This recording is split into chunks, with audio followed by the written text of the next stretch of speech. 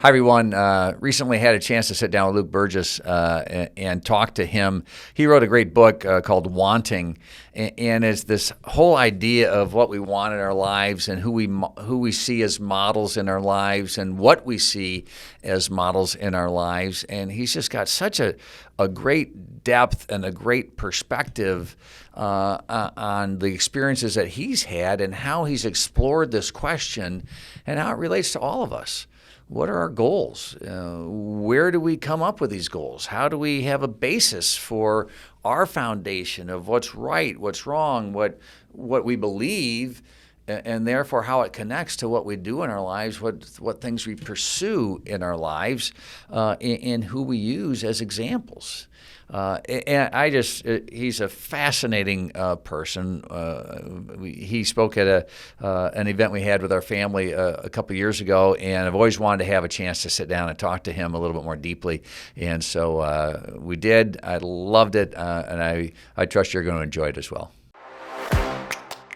We believe, and have always believed in this country, that man was created in the image of God, that he was given talents and responsibilities and was instructed to use them to make this world a better place in which to live. And you see, this is the really great thing of America. It's time to discover what binds us together, and finding it has the power to transform our world. That's what I believe. How about you? Luke, it's so great to have a chance to connect with you here. Thanks for coming here. Hey, it's really good to be here, Doug. Yeah, Thanks. that's great. Yeah. Well, you're spending a little time in the area here this summer. Let's talk about that. Yeah, I'm from Grand Rapids, born and raised. I left after high school and went to the big city and was all around the world. And I finally last summer found a way to at least be back here for the summers. Yeah. So we're out in Holland near the lake shore, enjoying it a lot. And bringing back a lot of good memories, right?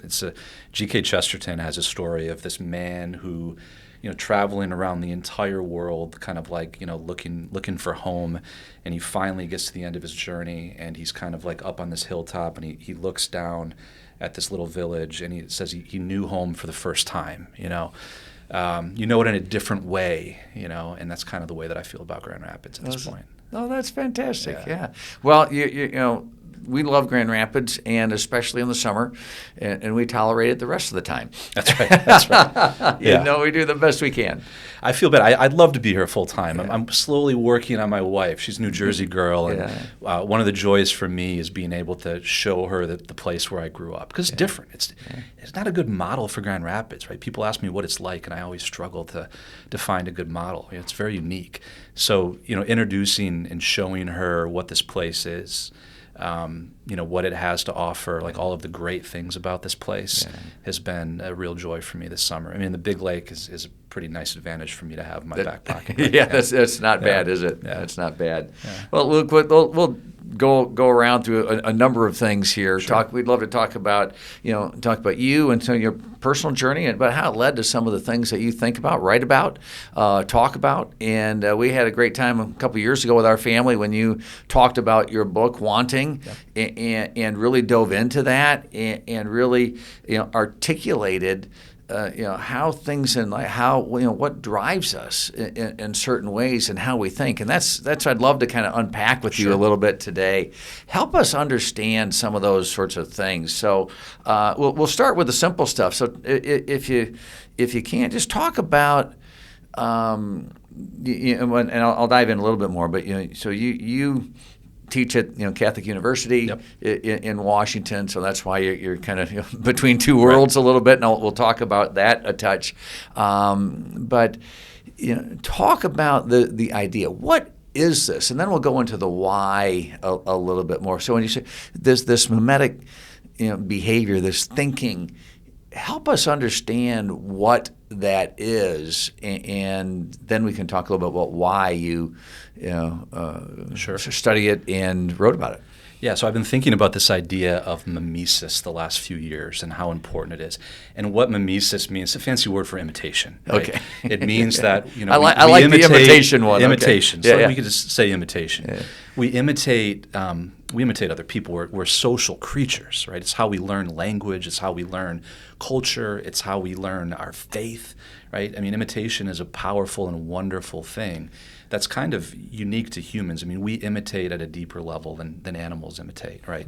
We can even imitate the very desires of other people, right? We don't realize that we're doing this, but when we're around somebody that wants something, we almost, catch their desires by contagion, right? For better or for worse. So this idea of the role that imitation plays in human life became incredibly important to me, partly because I looked back at my life and I saw the role that imitation played in shaping my beliefs, in shaping my desires, in shaping my career track, my values, the things that I wanted. And a fundamental premise of this way of thinking about life is that we rely on models. We rely on models to shape our view of the world, our desires, good models and bad models. So even if you think about belief, right? This is the Believe podcast. Exactly. In some sense, we rely on other people to help shape our beliefs, right? We don't just sort of come up with them out of thin air. I think about some of the bad beliefs or the wrong beliefs that I've had in my life. And in a sense, I was kind of imprisoned in that belief, right? Because I believed it. It was my whole worldview. I had no reason to doubt it, right? But there's such a thing as right belief, right? That's in accord with the truth, right? This is with orthodoxy, right? Literally means right belief. And sometimes there's ways to check our beliefs, right? I'm a Christian, so one way to check my belief would be, looking at Scripture, for instance, right? So if I believed that there was no hope for me, right? That all hope was lost. I can see, maybe that's a wrong belief, right?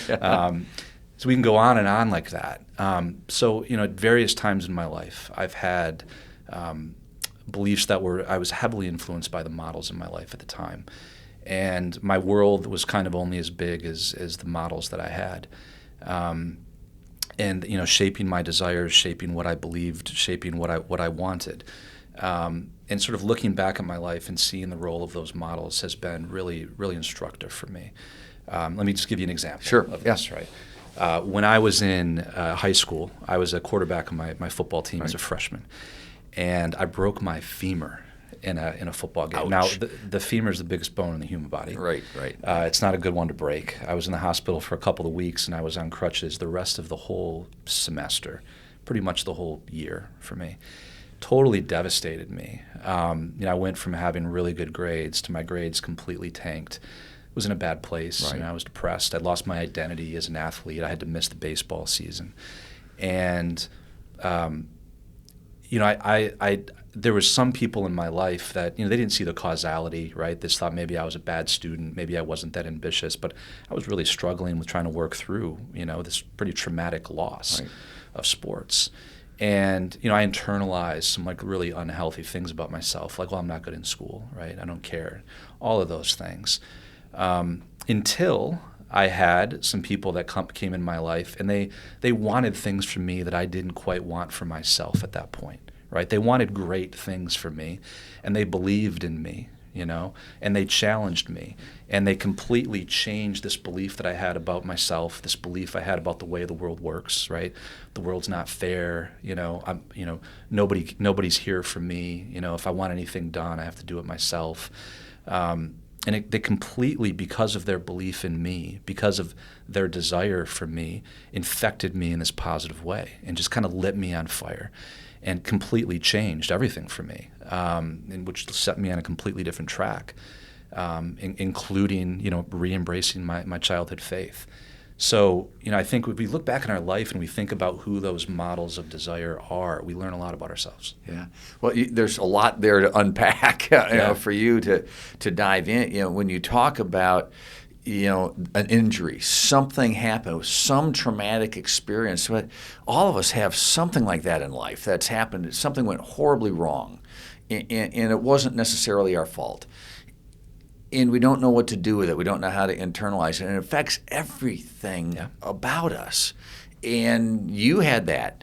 And then, you also spent some time, kind of taking the time to unpack that. You studied philosophy. You talked about your faith. You have an entrepreneurial bent as well. You have a lot of these things that shaped you. But then you also had people come into your life that helped you think through how you get to a better place.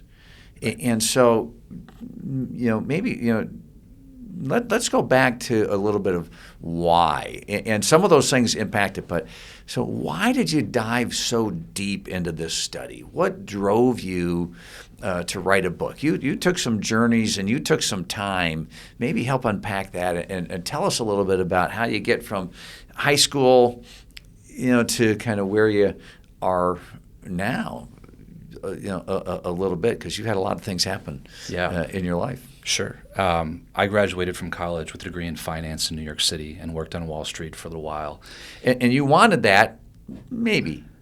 Maybe. It's funny. Paul Graham, who's an investor and entrepreneur, he's got this great essay. It's called Cities and Ambition. And he says, great cities attract ambitious people, and different cities help people want different things. Okay. Right? He says, when you're in New York, you kind of think that maybe you should have some more money or you should be hipper. Right. He says if you're in Boston, you should be like, well, maybe I should be a little smarter, right? If you're in Silicon Valley, it's, well, maybe I should be a little more powerful, right? Maybe I should start a company that can move the world.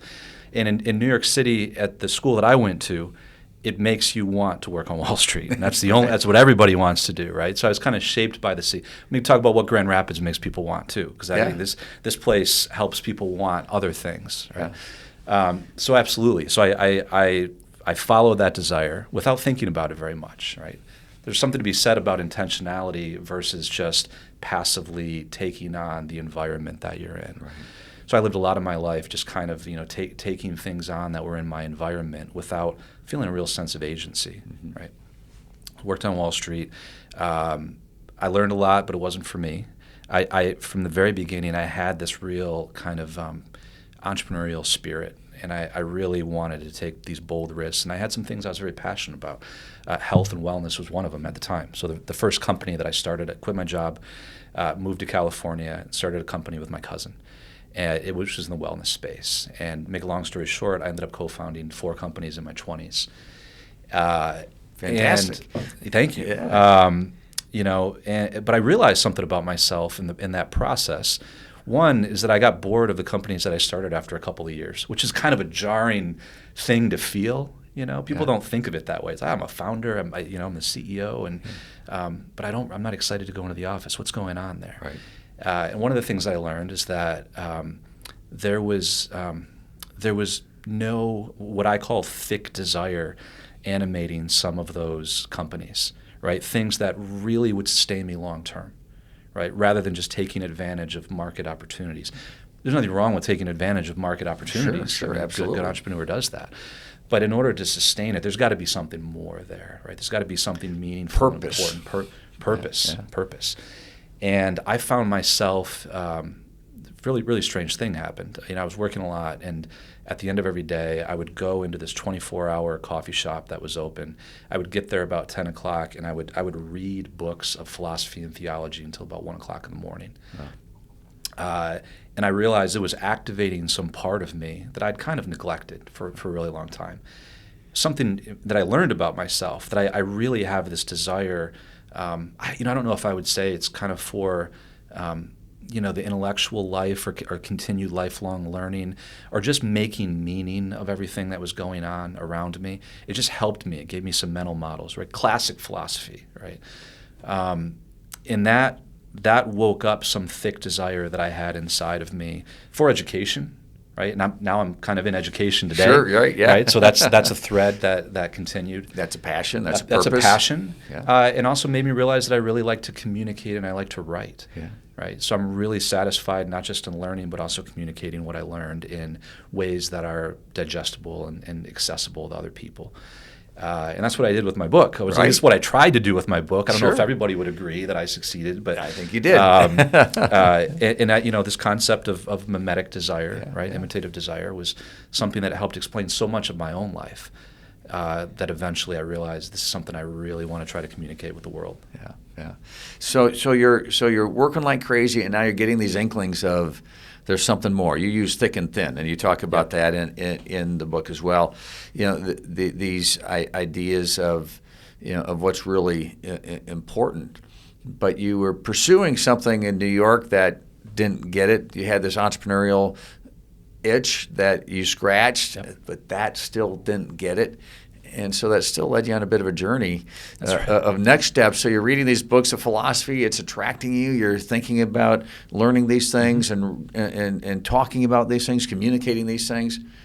Talk about that next phase of your journey. Yeah, well, I tried to completely solve my problem through the business that I was running at the time, right?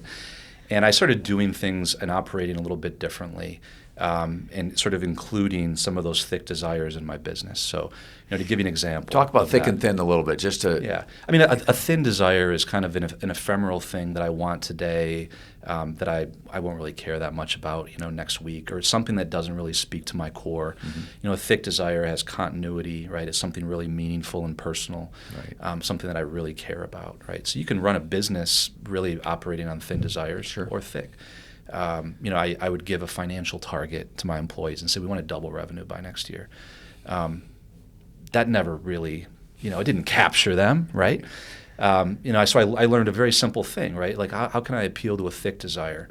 Well, how about, instead of just doubling our revenue, how about we focus on developing relationships with all of our vendors? And the ones that we've never met before, why don't we get to know them on a personal level? And in fact, if you want to have a barbecue at your house and invite a vendor over, I'll pay for it. Yeah. Like, let's do that, and then talk to the vendor about how we can work together, right, to sell more product, right? So this is it's actually appealing to having good meals and getting to know people, right? It's appealing to the thick desires. And then we have the conversation about how to grow the business in the context of that. Little simple things like that make a huge difference. Huge difference, right? It's just about relationships. That's kind of what business is all about for me. So I did that, but I still couldn't. There was still something more for me. And at a certain point, I realized I needed to step away from the business for a while. Okay. I took what I thought was going to be a 3-month sabbatical, travel around the world, just read a lot, turned over control of the company. And that led me, what was supposed to be a 3-month sabbatical turned into a 5-year one. Right. Just a little difference there. Just a little Obviously, bit. It was a good thing. It was a good thing. I ended up going to seminary and made this radical decision to kind of open myself up to any possibility, to be completely open to the will of God. And that was a really big decision because I'm Catholic. So for me, that involves some really radical decision makings, right? Like the prospect that, maybe I'm going to be celibate for the rest of my life. Right. And I gave away, I walked away from the company. I gave away most of what I had. I burned my ships behind me because I knew that I had to do that in order to take that next step of my life and journey seriously. I didn't want it to be easy for me to turn back and go back to the old way. Right. So I made some really radical intentional decisions and embarked on a 5-year journey in seminary, which involved, part of that is going back to school. I studied philosophy and theology, lived in Italy for a few years.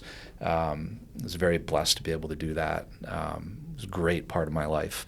And eventually came back to the States. Right? I was not ordained. Felt that I was really kind of called to be at this intersection of, I have this life of, being an entrepreneur. I have this experience of I had a profound conversion experience, an experience of faith, right, that completely changed my life, the way that I thought about business in general, the way that I thought about relationships in general.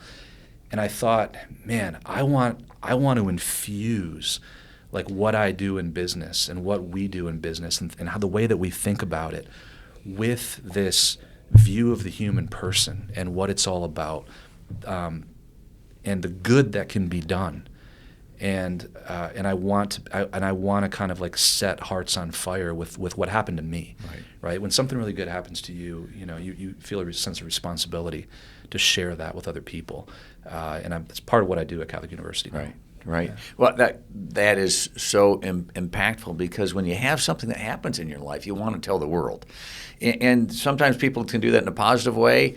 Sometimes they do it in a negative way. So if somebody quits smoking, then everything, or someone goes on a diet, then everything gets that. But you take it in this positive way, a life-changing experience. And it sounds a little bit, and you tell me if I'm right, it sounds a little bit like your early experiences were outside in, and that you kind of followed the flow of the culture that was around you, or the people that were around you, or the expectations that people maybe put on you. But as you write about in your book, and as you study, and as you learn and you live, it feels like you start to turn a little bit inside out. I'm going to give myself away to God in a faith perspective. I'm going to give myself to these passions that seem to be bubbling up inside of me, and going to make a positive decision. And am I hearing that right? And talk about how others can maybe start to think a little differently about themselves and their future and their life based on what you've experienced and what you've written and how you've studied this subject. One thing that happened to me was kind of letting go of, my need to be able to control kind of everything. Control my life. Right. We all want to control our life, don't we? Right? We want to control it, and we have this idea about the way that it's all going to work out, right? The way that it has to be.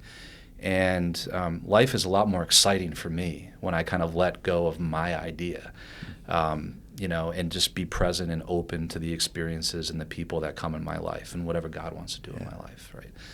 And I think I've been profoundly affected by being open to unexpected relationships, open to, encounters and collisions with people that I would have never imagined. That you could never created on your own. I could have never created on my own, right? I think I've learned that a bit from my parents, growing up here in Grand Rapids. Mm-hmm.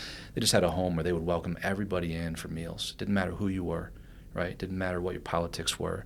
It didn't matter. None of that mattered, right? It just mattered we're going to share a meal. We're going to get to know each other. And it just led to these beautiful, unexpected encounters, right? People that I still know to this day, that my parents were friends with their whole life, and I still know. And, it took me kind of halfway through my entrepreneurial journey to realize that that's actually the way that I want to operate my business too, right? I want to do so in such a way where I'm I'll talk to anybody. I'll have a conversation with you. Invite me, I'll show up and talk, right? And it's just led to so much unexpected good in my life. Now, it doesn't mean to not be discerning. It's because people affect us in positive and negative ways. But the amount that has pushed me to grow, to have new mental models, to test my assumptions, constantly testing my assumptions and stress testing things, pushing me. That's been probably the single biggest thing that I've learned, and going through with an openness now, on a daily basis, finding ways, right? Like, who's one new person I could talk to today? How do you do that? In a practical sense, we all, we want to control our lives. And one of the main ways you control your life is you control your schedule, mm-hmm. and you control who you're meeting with, who you're talking with, who you're working with, all those sorts of things. How do you create yourself and build into your life these opportunities where it's a little undetermined, and you can be surprised and meet unexpected people and do unexpected things? How do you turn that into reality? Yeah, that's a great question, right? What does it look like on a practical level? I think being intentional about just forming friendships with a diverse set of people, right? And it takes work, right? I mean, friendships just don't take care of themselves, right? It takes inviting somebody into your home and cooking a meal or something like that. So being intentional about cultivating those relationships and then maintaining them and with a diverse set of people. That's just really important for me. On a daily basis, one of the things that I've done is I literally have it on my Google Calendar. I have an hour blocked out every single day, which is kind of an hour where I'm not working. It's from 4 to 5 every day. Probably shouldn't tell people that publicly. Because now I know where to get you. Because now you know. And it's where I'm first of all, I'm totally open, right, during that hour. I'm not working, but what I'll do is I'll usually reach out to people that I've lost touch with, or just new people that I want to get to know, right? Send a cold email. I can't tell you how many good things have happened by sending cold emails in my life to people that I don't expect to answer, right? So it's an hour of serving other people in some way, of donating my time. Yeah. What I'm really doing with that hour is really donating my time to, if there's anybody that's asked for help, that's when I do it, or I offer something, right? It's free consulting basically, right? And it's one of the most satisfying parts of my day. Right, it's opened up all kinds of new relationships. Maybe you don't have an hour, but there's probably some amount of time that everybody has in their day where they can just think of it as tithing, right? Like we tithe weekly and annually, but do you tithe any time as part of your daily life? That's just a different way to think about it. As soon as you say that, a number of names pop into my mind that I've thought about, and then I think I should follow up. And something always fills that hour. Yeah. Something always fills it. Something happens, and I just don't make the decision to do that. So when you talk about opening up or giving yourself away, it doesn't just happen. It's a conscious decision. It's an intentional action. You have to do something to make that happen in your life. And what you're saying is when you've done that, the reward has been amazing. You got to be intentional about it, right? I mean, one person, some of the best advice I got is, a mentor of mine said, it's not enough to just say that you want to pray every day, Luke, right? That's got to be just as intentional as any serious business meeting that you would have during the course of your day. If you just treat it as like a nice to do thing, it's just not going to happen on a daily basis, right? So this hour, kind of just like my prayer, it's there, and my assistant knows that it's there. My wife knows that it's there, and it's something that I treat as seriously as a big business meeting or a pitch, right? And you've got to do that. Otherwise, it's just too easy to get pulled off by all of the riptides that, all of the things that happen. So that kind of passivity is never great. I mean, just exercising that agency is half the battle, in my opinion, right? I say that I want to do this, like I need to actually take steps towards doing it, right? And being a man of action. That's been one of the biggest, most important lessons that I can learn is the importance of placing a priority on action. Yeah. Right. It's one of the most important things that I can help my students with. Right. I teach in a business school, and they all want to start companies. Many of them want to start companies, and we'll have a first meeting, and they'll have an idea.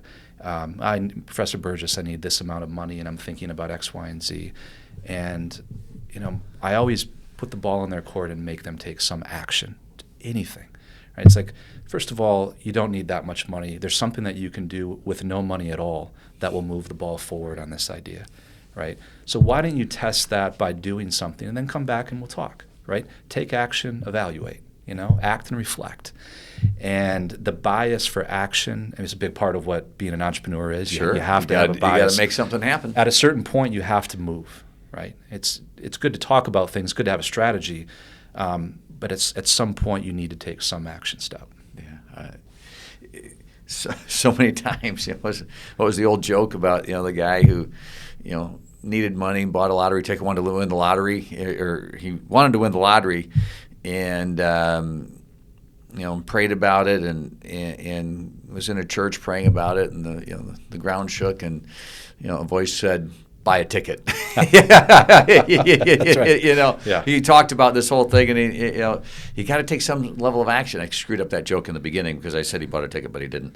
But you got to take that action. Yeah, it reminds me of the story of, the person who's up in the house is on fire on the second story. I prayed to God, he didn't save me. And God is like, the ladder was there, you didn't climb on or whatever. Right. It's like you gotta gave you every opportunity to act, right? You gotta look and you gotta take some action. You gotta do something here. Yeah. So let's dive in a little bit more on how people take action and maybe some examples. You've talked about you and your life and how that applies. What are some examples you've seen, whether it's students in the business school or in sports? I think we both are Lions fans Lions here. fan, yeah. This is the year. Yeah, we say it every year, but this is the year. I think it's the year. Yeah. I'm with you there. This is the year. Something's going to happen this year. Yeah. I hope it's good. I hope it's good too. I'm feeling good about it. But what are some of the examples that you've seen as you talk about this mimetic behavior, this imitation that you've seen in other, maybe in sports, maybe in business, maybe in other industries that is both healthy and maybe unhealthy? And what can we learn from observing others? The culture is obviously really important, right? And culture can be good and bad, in the sense that if you're in kind of an unhealthy culture, you just kind of pick up, almost by osmosis, you just kind of pick up those habits. Like, this is just the way that we do things around here, I think that we need positive models that sort of transcend whatever kind of world we're in. And let me explain what I mean by that. Okay. When I was starting my companies, all of my models were other startup entrepreneurs and of a certain variety. Not necessarily the Grand Rapids kind of entrepreneur, right, that do all kinds of things here in Grand Rapids, right? We have engineers and manufacturers and construction, and entrepreneurship is broader here than it is in the kind of startup world that I cut my teeth in, right. Which is a great thing about Grand Rapids, by the way. I'm just talking about GR again. Yeah. So I was all of the models and cultural things that I was learning came from inside of that world, and it wasn't until I kind of looked outside of the kind of tech Silicon Valley startup world that I was in that I started to see different models of being an entrepreneur, right? There's not one right way to be an entrepreneur. And we think of life so often as, this is the track. This is how you start a billion-dollar company. You have to go be part of Y Combinator, and then you need to get investment from these VCs, and then you need to do.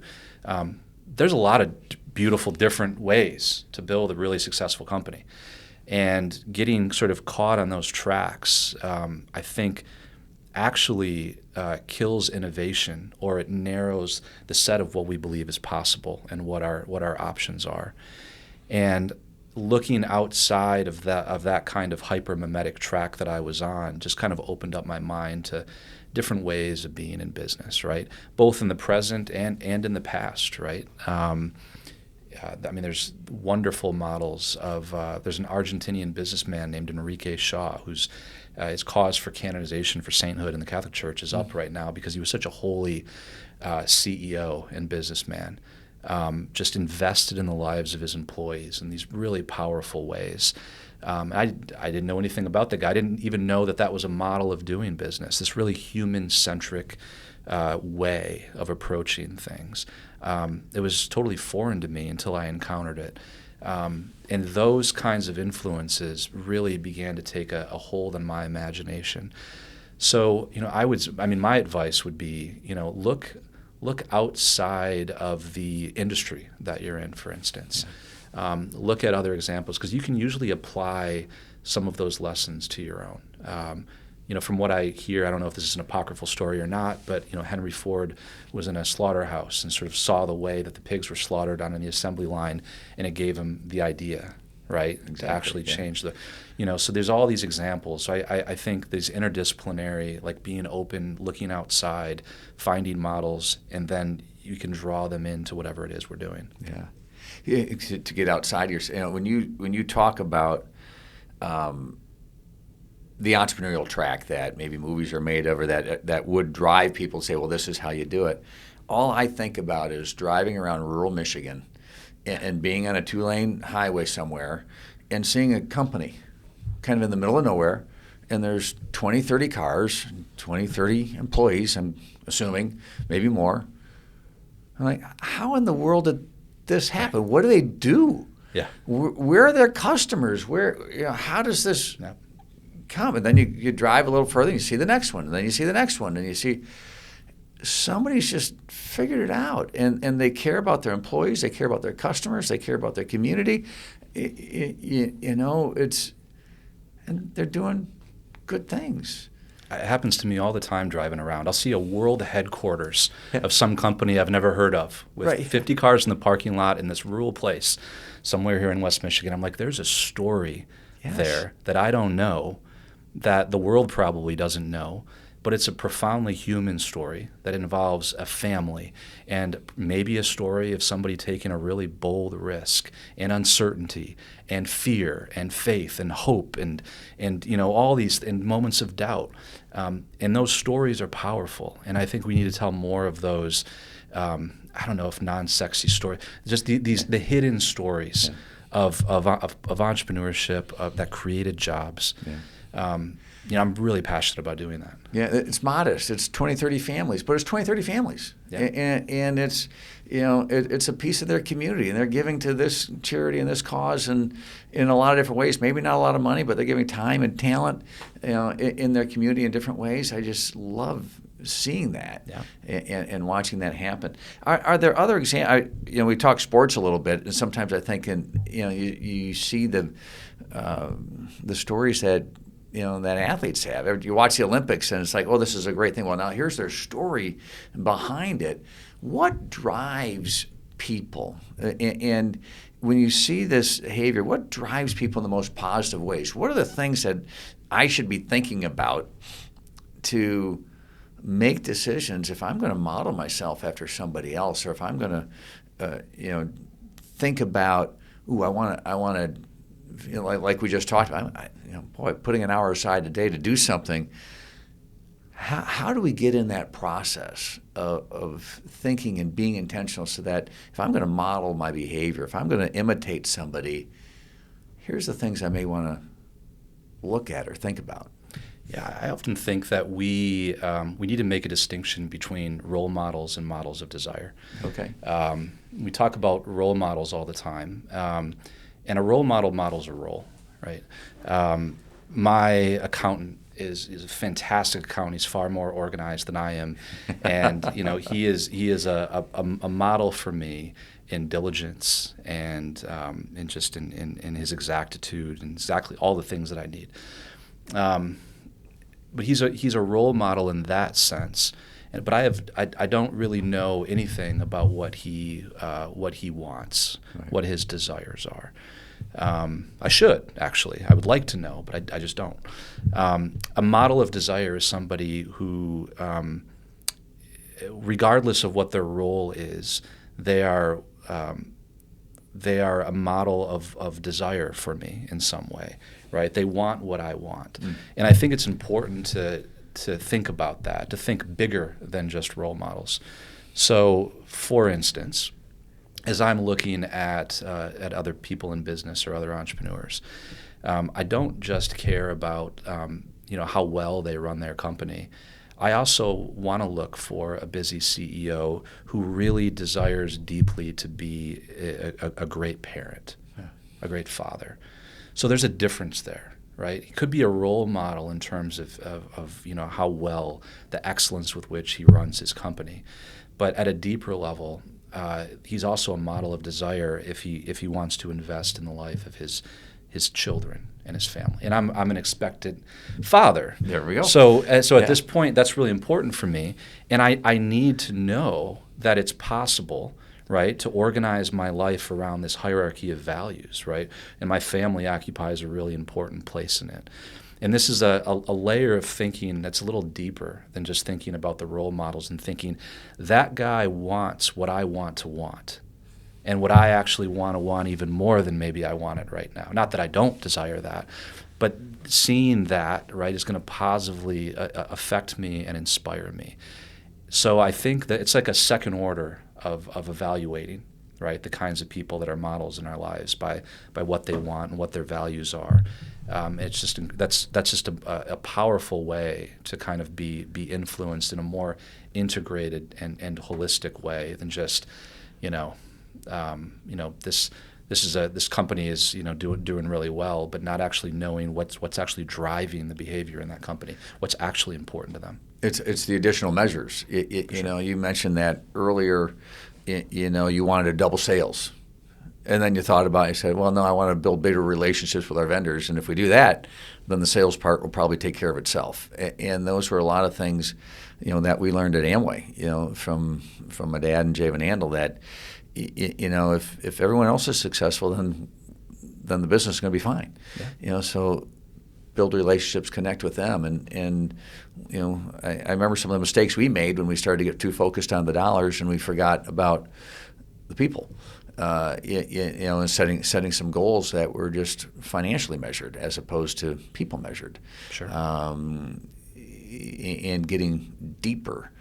And so it's not just what somebody does on the field, on the court, in the in the field of play or in the field of business. It's 24/7 what they do in their life. That's what you're saying. Yeah, and think a little more. Sure, and good coaches, especially high school and college coaches. Yeah. They all do this, right? They speak about that. You'll often hear a good high school or college basketball coach say, I want my kids to do well in school, right? Yes. It's not enough that they perform well on the court. Right. And that same spirit is something that I'd love to see more of in the business world. Yeah, right? Yeah. Well, that works with good business professors too, right? I hope so. Yeah. Yeah. Exactly. So talk a little bit about, we talked a lot about business, talked about your faith journey and the studies of philosophy, and you've kind of talked about this three city-centric idea between faith, philosophy, and either technology or the practical thinking. Or the entrepreneurial, just simply creating value sort of thing. Can you help us understand a little bit of what you mean by that? Because a lot of times it feels like things collide, worlds collide, and it's easy in our world today, and we alluded to it in the conversation of breaking people up into this category, that category. You can do it politically, you can do it geographically, you can do it all sorts of ways to break people up. And this kind of has an element of that too. Either you kind of think philosophically, or you think from a faith perspective, or you think from a business or practical perspective. But life's more than that. Mm. So maybe help us understand a little bit of how you think about bringing these worlds, these cities, together in a unique way, so that it's positive in our lives. Yeah. In the 3rd century, a guy named Tertullian, a Christian apologist, famously said, "What does Athens have to do with Jerusalem?" And what he meant was, what is reason? What is philosophy? Rationality. What does that have to do with faith? And he saw these things in kind of extreme tension, right? And I started thinking about that and wrestling with that, and I thought, what if he was alive today? Would he ask the same question, or would he ask a slightly different question? And those cities are still powerful, right? The city of reason, right? We have this kind of rationalist movement, really popular right now, right? Entire communities called the rationalists, and then we have Jerusalem, which kind of symbolizes faith, religion, spirituality, the spiritual life, the things that transcend reason alone, right? And I think he would say that maybe now we have a 3-city problem, right? Gold problem. He would say, what does Athens have to do with Jerusalem, and what do these things have to do with Silicon Valley, right? Because when he was alive in the 3rd century, it was kind of a simpler world then, right? You didn't have these billion-dollar tech companies creating these technologies that have the power to change the world almost overnight, like something like generative AI or something. And it seems like now, faith and reason are both grappling with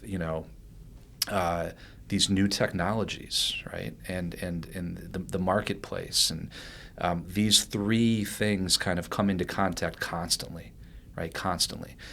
And it seems to me like people can easily become siloed. Many people in Silicon Valley, simply don't have any contact with Jerusalem at all, right? And I think one of the ways to kind of think through and solve some of the big problems in our world, like right now, everybody's having a discussion about AI, right? All the ethics of AI.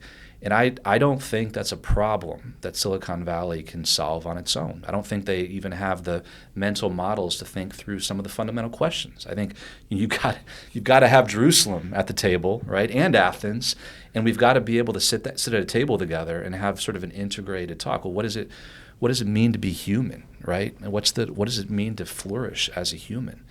I think that's kind of the living at this intersection, right? Because we're all three of these things. My premise is that every human person is rational, right? Is a rational creature. Comes from Aristotle, not me. Is a spiritual, religious being, and is a creator, right? Think like Silicon Valley, like innovator. It's just in us, right? We're made in the image and likeness of God, and who is God? He's a creator.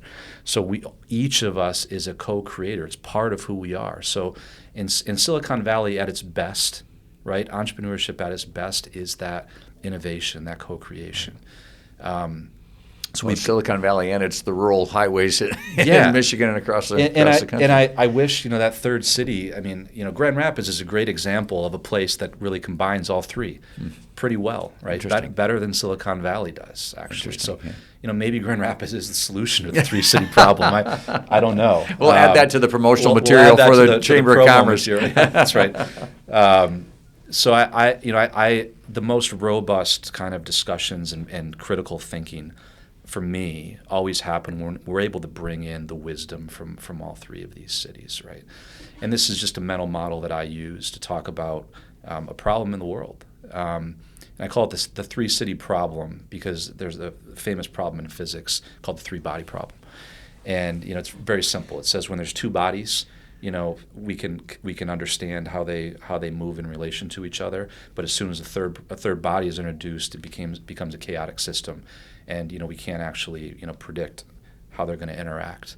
And I kind of see these three right now interacting in this way that seems kind of unpredictable, right? Not easy to kind of understand where things are going. And this is one of the most fundamental, I think, problems that we need to tackle today. And each one wants to dominate the other in its own way, They're as in a opposed to rivalry a rivalry, as opposed to a collaboration, to find value in the other, to say maybe there's a little bit of reason that can help me in my faith, or maybe there's a little bit of faith that can help me in my business, and there's a little business that can help me in my reason. Absolutely. And it all goes together, and to think more broadly. Since we're on the subject of tech, and if we talk about imitating, let's talk about the influence of that on our desires. There's careers being developed right now, people who are influencing others. Be like me, be like Mike, be like whatever the thing may be.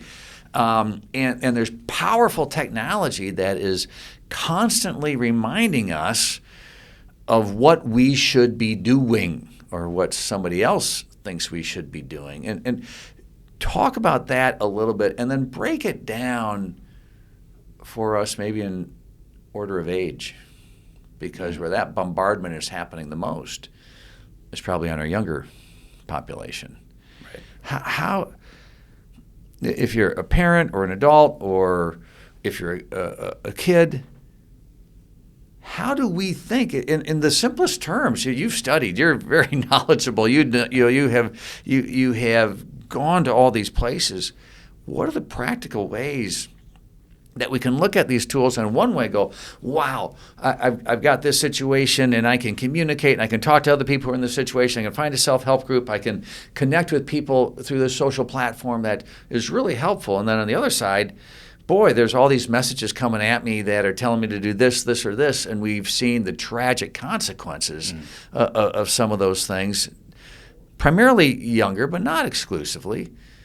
What are some of the practical ways we should think about our faith, our reason, and our technology or our business sense? Yeah, I first got on social media when I was a senior in college. Thank God it took that long. I just missed. Right? Yeah. I'm of that age where I made it all the way through high school without that influence. I don't think phones should be in schools, right? On the record, I just don't think they should be. Just an incredible distraction. I mean, not just on a neurological level in terms of dopamine hits, but as you said, Doug, they expose a young person to literally millions of models of desire. Flipping Instagram. This is, modeling lifestyles, modeling, bodies, sizes, and images, and all kinds of things. And we're just not equipped to be able to handle that. You think of desires almost as getting just dissipated in a million different directions. You can't even want. We're almost losing the ability to want one thing because there's so many things coming at us. There's so many. I want to do this. I want to do that. Yeah. No way. So how do you've got to have some order there. So. I think we need some simple rules to evaluate, technologies by. I do it in my own life. Big fan of technology, right? Sure. I love technology, but we need where is it headed? Where is it going? And I don't think some of the people that are creating these technologies, they don't have any telos. They don't have any end to it. Maybe other than just increasing the valuation of their company or something like that, right? Well, it misses Athens and it misses Jerusalem. It misses Athens and Jerusalem. And one criteria for me is does it actually lead me back to the real and the real relationships in my life? I use technology to communicate with my family during the pandemic. Absolutely. My dad, when I'm not in town, we FaceTime, and it's wonderful to see him and communicate in that way. That's the greatest feat I ever pulled off, by the way, is teaching my 79-year-old dad with dementia to be able to answer a call on FaceTime. Well, there you go. All right. And he loves it. He loves to see me, right? Of course. But does it lead me back to the real and the things that are important to me, right? Like relationships, or is it just does it lead me into abstract discussions on Twitter? About ideas, that are not actually, that are just a distraction from whatever it is that I'm actually called to do, and the people in my life, and the mission, and the sense of purpose that I have, And it's just so easy to get caught in those riptides, and you've got to have some clear limits and boundaries around.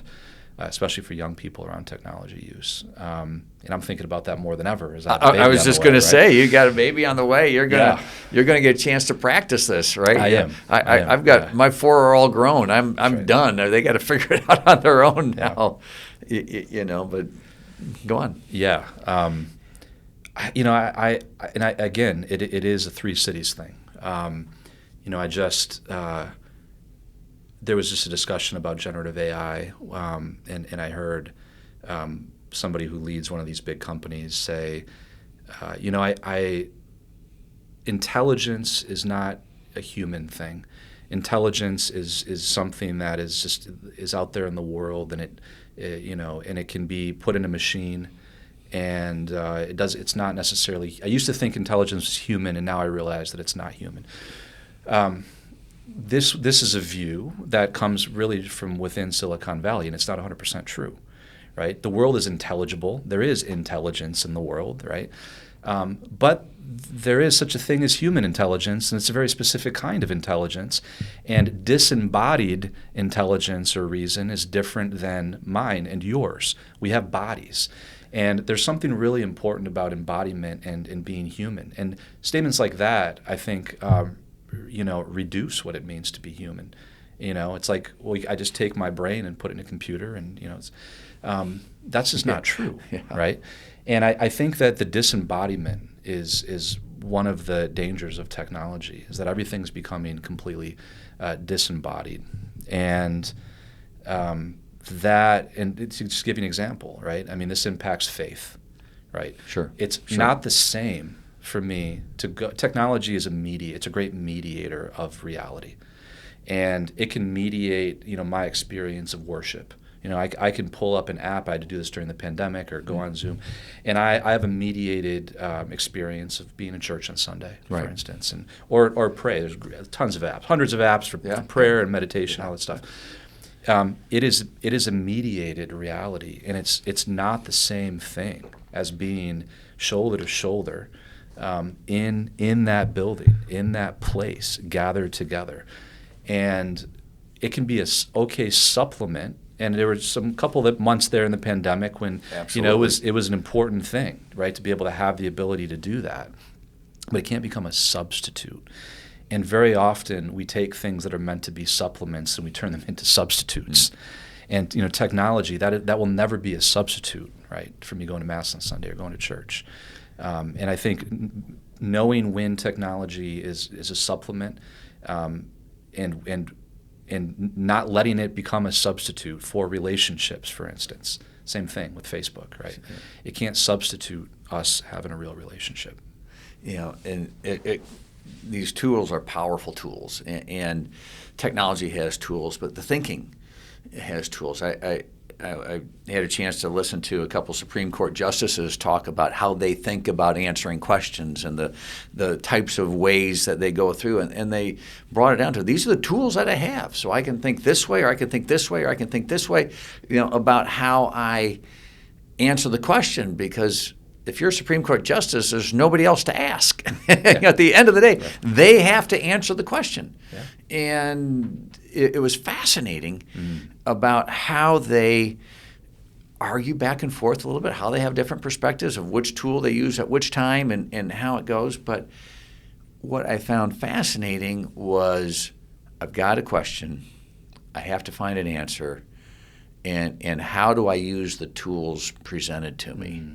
And that's what I come away in our conversation of how you make that decision for yourself. What do you believe about your worldview, how you're looking at things? What do you believe about relationships? You talked about the role that technology plays, and it's a supplement, especially during the pandemic. But I remember every conversation once we were getting together again goes, it is so good to see you in person, so good to see you live. It's so good to be, sharing a meal or doing something, anything together. I remember those days I'd get off Zoom calls and I just was broken. I couldn't stand it. It was exhausting. Yeah. It was, it had to be done that way, and many times that's a great tool. It saves you from flying halfway around the world on a lot of times, but it just can't replace. But your view and your writing is, how do you make the decision rather than let other people make the decision for you? How do you look at somebody? I love you say not simply as a role model, but as a model in a more full sense of the word. Yeah. Maybe as we kind of wrap our time up here a little bit, is there a story or a thought or something that comes through to you that was really powerful that you can share to help us kind of all think through these issues and maybe bring it home a little bit? Sure. There's so many stories. I'll tell you one. It seems like a simple, kind of a silly story, but it's profoundly changed the way that I think about my life and the world. I believe in grace, right? And I believe in the power of hearts being transformed and changed. And it often seems like grace and mercy, in particular, mercy, is not a word that is hardly ever associated with business. It's not a virtue that's associated with business. And some of the greatest graces in my life have been small acts of mercy shown towards me, because I need it. Well, we all do. We all need it, and then in turn being able to do that for other people.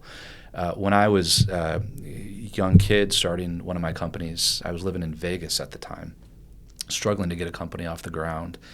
And it was the anniversary of 9/11.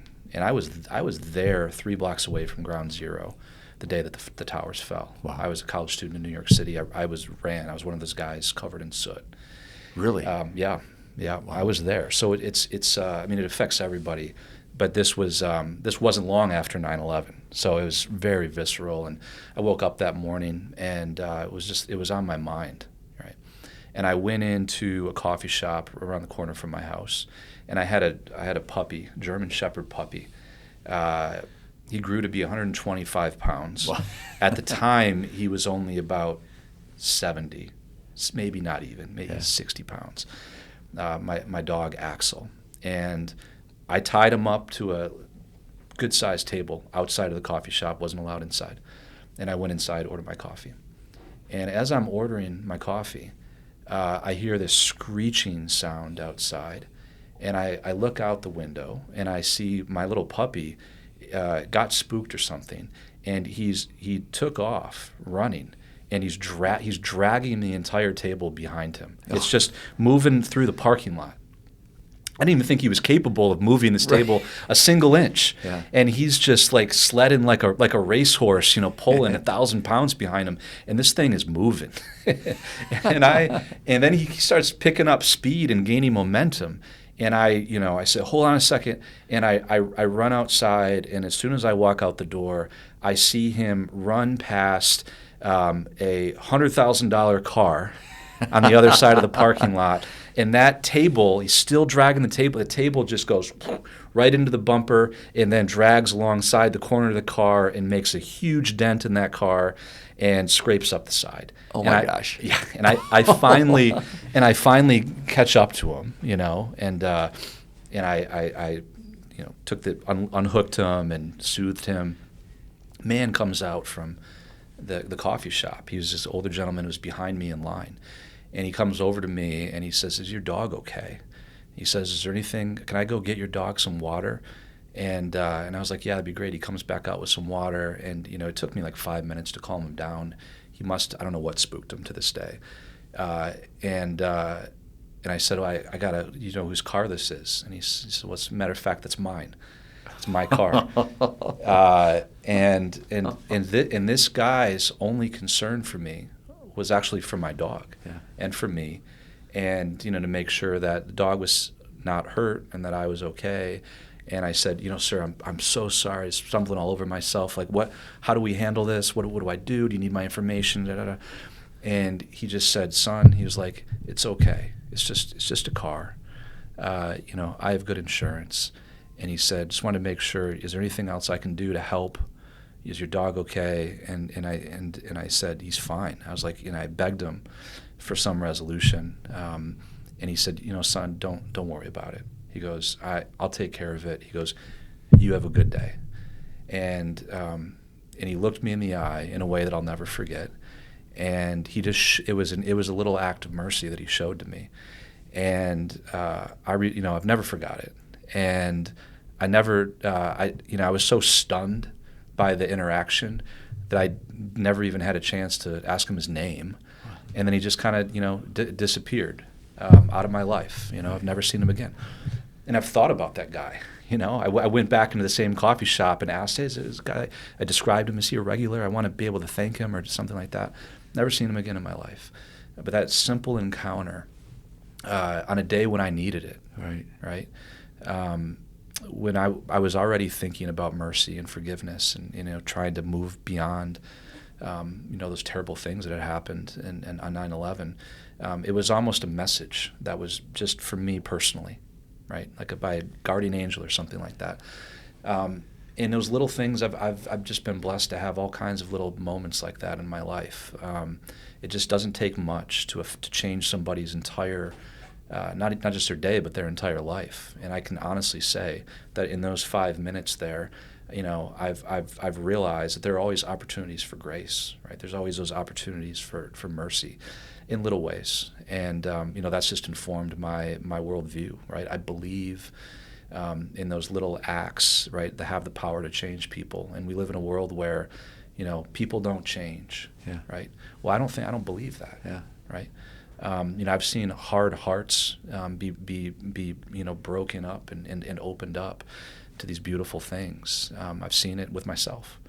And even business has the opportunity to do that. So, that's just a little story. One of those things in my life that I'll never forget.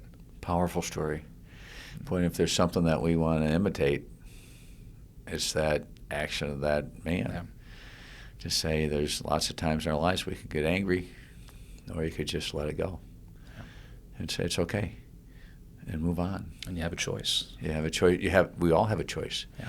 And I guess that's what you're telling us throughout the time we were talking. We have a choice to make a decision, to set our goals, to decide what's thick for us, what's important to us, and then set about finding a path and tracking a path towards meaning and purpose.